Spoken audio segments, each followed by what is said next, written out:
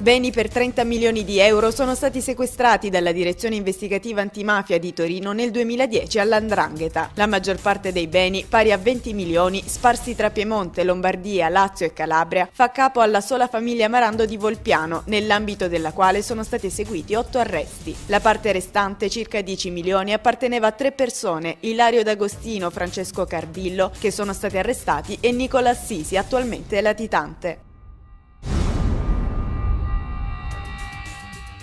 Nell'ambito delle iniziative organizzate nel giorno dell'anniversario dell'attentato alla Procura di Reggio Calabria, vi è stata la presentazione dei 7 laureati in giurisprudenza selezionati per svolgere lavoro di supporto nella Procura Generale. All'iniziativa hanno partecipato il presidente della Regione Scopelliti ed il PG di Landro. 3 giovani laureati in giurisprudenza effettueranno un tirocinio formativo di orientamento professionale presso gli uffici reggini.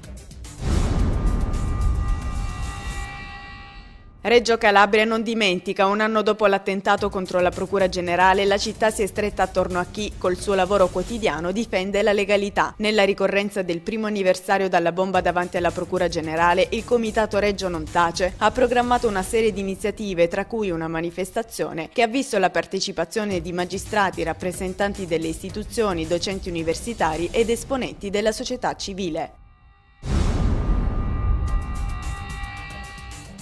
Un ampio resoconto è stato quello presentato ieri mattina dal presidente della provincia di Crotone. Nel suo excursus Zurlo ha toccato i punti dell'attività svolta dall'ente intermedio sulle opere pubbliche, di cui 8 milioni di euro portati alla stazione unica appaltante, viabilità, edilizia scolastica, energia, politiche sociali, cultura e mercato del lavoro. Nell'occasione anche il presidente del Consiglio provinciale ha illustrato l'attività dell'Assise, con 13 consigli tenuti nell'anno e 73 delibere approvate.